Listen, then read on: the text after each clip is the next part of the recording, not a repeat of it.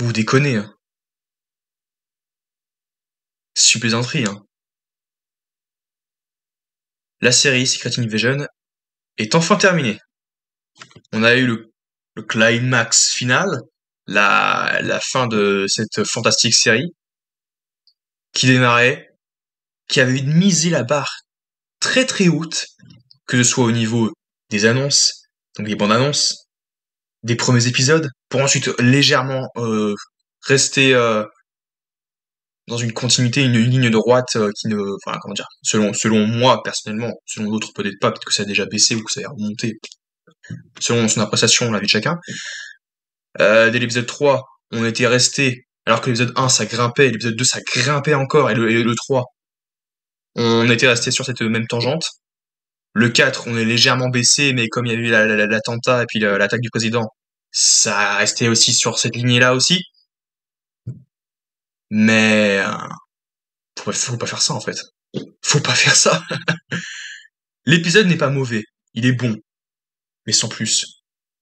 C'est le purée, pour ne pas dire autre chose, le lutin de strict minimum. Le maudit strict minimum. L'épisode est sympa, il est cool, mais je pense que personne ne le voyait au-delà du fait que on avait plusieurs théories on a fait quelques des petites théories sur sa chaîne qui s'avèrent être complètement bidon, c'est faux.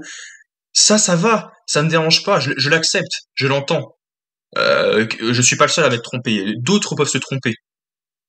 Mais qu'on nous mette ça, qu'on nous a présenté ce matin, enfin, c'est une plaisanterie. Donc moi, je vais vous dire d'abord ce que j'ai apprécié, donc ce sera full spoiler comme d'habitude. Moi, ce que j'ai apprécié globalement, déjà, et encore, c'est lié avec tout est expédié en fait, tout est mal amené. Quand tu vois la fin de l'épisode 5, tu t'attends à ce que y ait un affrontement entre Fury et Gravik.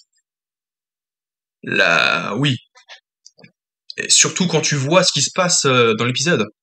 Euh, alors après ça, encore une fois, je vais pas tenir ça à rigueur, c'est pas un argument, mais j'ai utilisé des images, contrairement aux autres critiques et tout ça. Là, je vais pas forcément utiliser, même si voilà, parce que j'ai pas encore d'image de l'épisode. Mais franchement, on avait vu dans les plans où il y avait un potentiel affrontement entre Nick Fury et Gravik, et c'est radicalement différent. Déjà, Gravik, il est déjà en Super Skrull dans l'épisode. Ça, encore une fois, on s'en fiche, c'est pas important, c'est qu'un détail. Mais ça prend une tournure, mais oh là là. En fait, le truc, il va aller trop vite, quoi. L'épisode, il va aller trop vite, parce qu'en même temps aussi, là aussi, il est trop court. Je suis pas fou, encore une fois, j'ai pas encore revérifié, mais les 3 premiers épisodes, ils duraient au moins plus de 40 minutes, générique de fin, crédit non compris. Il durait 40 minutes, et là, il dure toujours 30 minutes, 32 minutes, le truc, il s'arrête au bout de 32 minutes. Donc moi, je me dis, ça va être sympa, on va voir la petite scène post-générique, on va avoir au moins une petite scène post-crédit de peut-être 30 secondes, voilà, de ouais, 1 minute à la fin, pour annoncer The Marvels. Peut-être qu'on aura Monica, ou Captain Marvel, ou d'autres Skrulls. Non, y a pas. Y a pas. Et moi, en fait, ce que j'ai apprécié dans l'épisode, en fait, déjà, c'est l'affrontement entre Gravik et Gaïa, qui sont des super Skrulls. Donc c'est plutôt stylé, c'était plutôt intéressant. Mais il y a des moments où je me dis que en fait ils en font trop. Ils en font tellement trop qu'ils y perdent en cohérence. Mais vraiment, en cohérence. Je veux bien accepter que les Skrulls ou que des mecs sur la Terre avec Fury qui ont récupéré l'ADN de Captain Marvel, de Captain America, de Groot ou de Hulk ou autres, ou même voilà, ont pu connaissent le nom de Cull Obsidian, parce que Cull Obsidian, lui, c'est différent. Il y avait une main.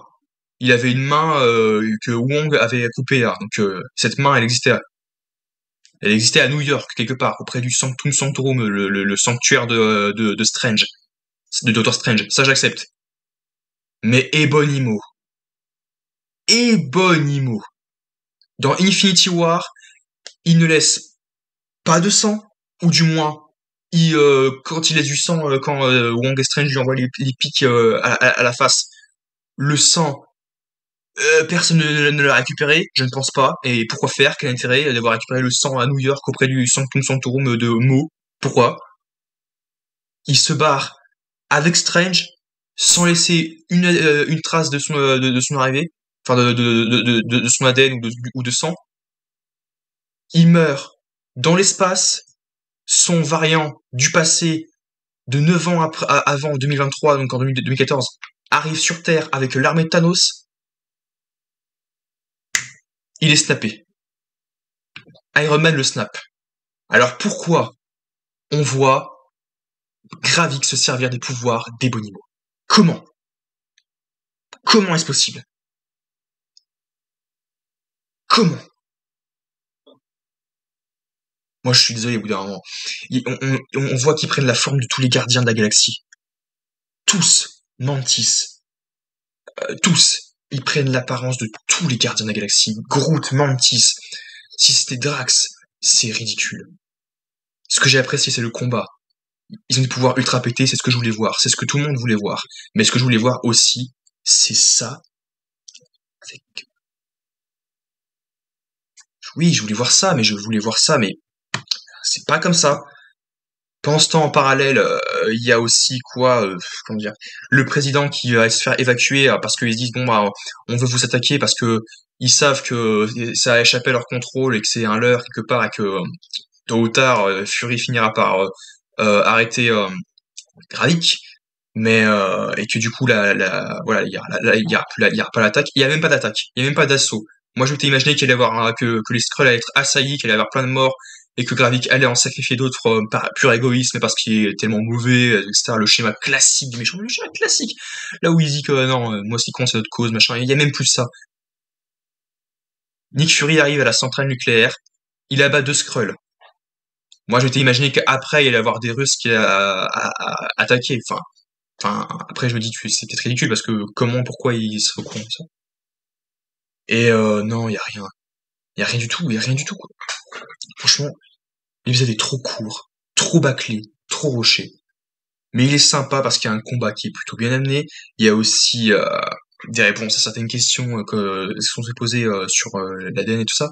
Effectivement, on a des réponses. Mais derrière, on perd en cohérence au niveau de l'utilisation des pouvoirs, parce qu'on a des pouvoirs comme Drax, enfin Drax encore ça va, mais Mo ou d'autres...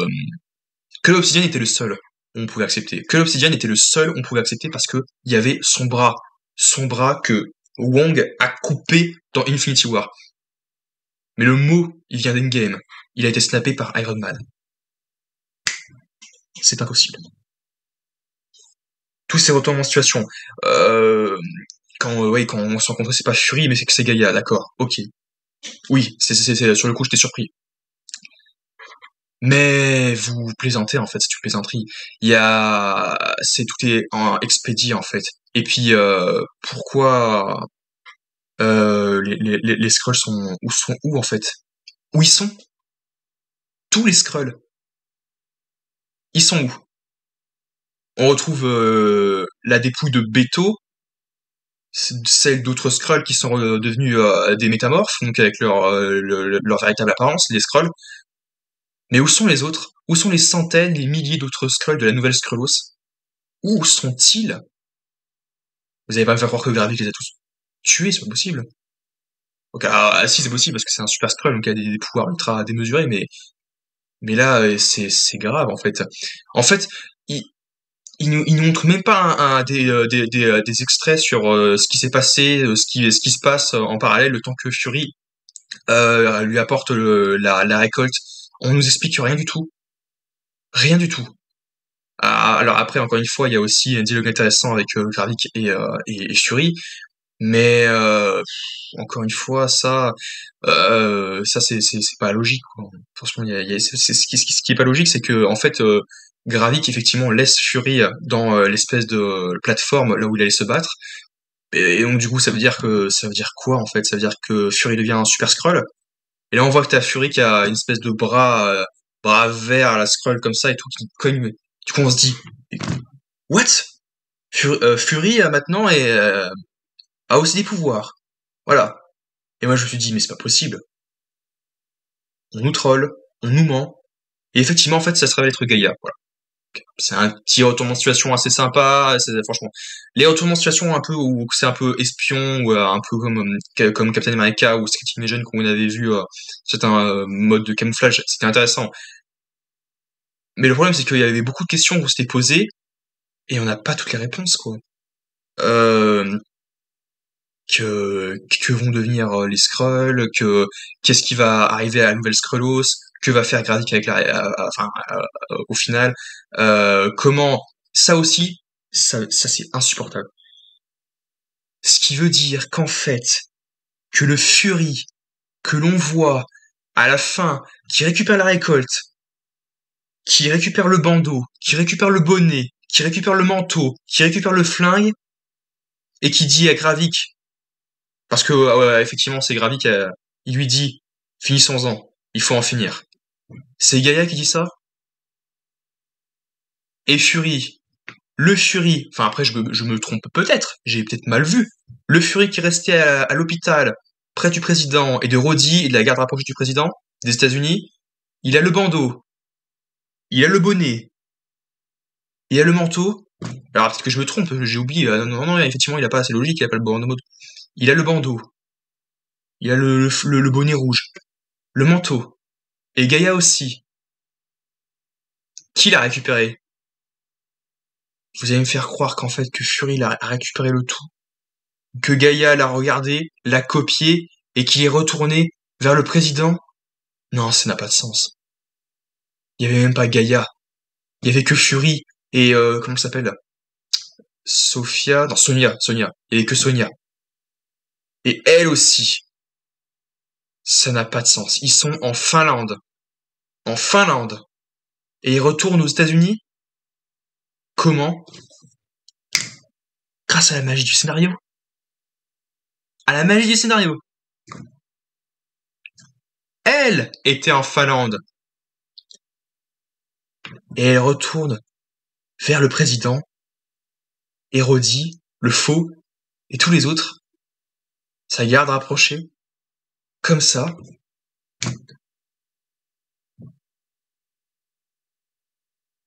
J'ai envie de dire quelque chose, mais c'est trop grossier, franchement. Pour conclure, j'ai envie de dire que globalement, cette série, on va en faire aussi une autre vidéo. Je suis mitigé de ouf, hein, parce que la série, j'ai envie de dire que c'est bien, j'ai bien aimé, c'était sympa, divertissant, c'était excitant par moment, mais c'est justement parce que c'était excitant que ça en devient décevant à la fin. Parce que jusqu'au bout, moi je voulais y croire. Moi jusqu'au bout, je voulais y croire en ça.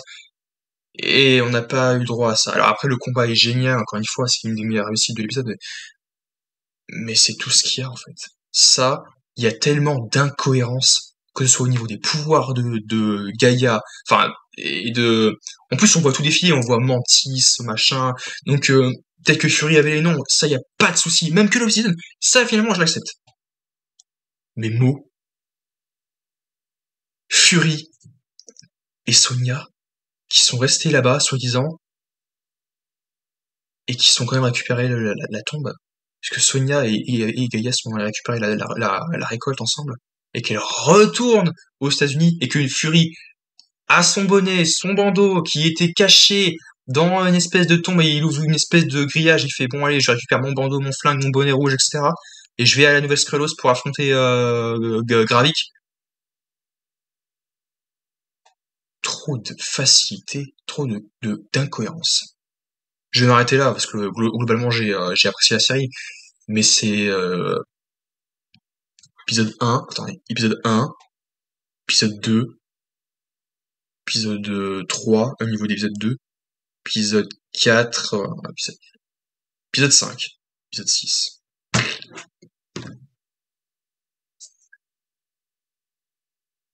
Bref, on en reparle tout à l'heure pour donner un espèce de récapitulatif et quelles sont nos attentes pour la suite du MCU. On verra ça en live. Normalement, je serai en live pour en parler. Je ferai une vidéo aussi là-dessus avant de partir en vacances, parce que je vais partir en vacances dans les jours qui suivent et jusqu'à la mi-août, je serai en vacances donc pour peut-être 2-3 semaines. Donc j'arrêterai les vidéos d'ici là et puis après ça sera d'ici fin août, on carburera tout de vidéos, on fera plein de vidéos tous les jours pour parler de la suite de The Marvel, tout ça. S'il y a des trailers entre temps, bah je sais pas comment je vais faire pour réagir en direct parce que du coup voilà, je sais pas comment je vais faire. Mais dites-moi ce que vous en avez pensé, honnêtement, enfin, ceux qui me suivent, franchement, et dites franchement ce que vous en avez pensé. Moi, globalement, j'ai été déçu de cet épisode-là. Toutes les théories sont fausses. Même le fantasme de Rhodey qui tue Rhodey. D'ailleurs, ce Rhodey, on sait pas d'où il vient. Moi, je suppose qu'il vient que c'était le vrai dans Endgame, parce que je vois pas un faux Rhodey expliqué en mode, oui, attendez, il y a tel film, Retour vers le futur, Time Cop, Terminator, le voyage dans le temps, machin, etc., et qui raconte que quand tu voyages dans le passé, tu changes, et que tu changes quelque chose dans le passé, tu changes ton présent, et puis du coup l'avenir de ce passé, etc. Je vois pas un Skrull ou une Skrull dire ça. Donc personnellement, je pense qu'il a été remplacé après. Et ça, c'est Fury, en plus, le vrai Nick Fury qui tue le Skrull. Tellement décevant. Et c'est ridicule. Parce que là, au final, à la fin, on voit qu'il y a des Skrulls qui sont abattus, et même les vrais hauts décisionnaires, c'est certains qui sont tués. De faux et de vrais hauts décisionnaires sont abattus à la fin de l'épisode. Bon, c'est ce qu'on comprend, on dit, tiens, bah, parfois, oui, on se réalise que c'était les vrais, quoi. Parce que le sang est rouge, et puis aussi, ils reprennent pas leur apparence de Skrull, mais que ce sont les vrais.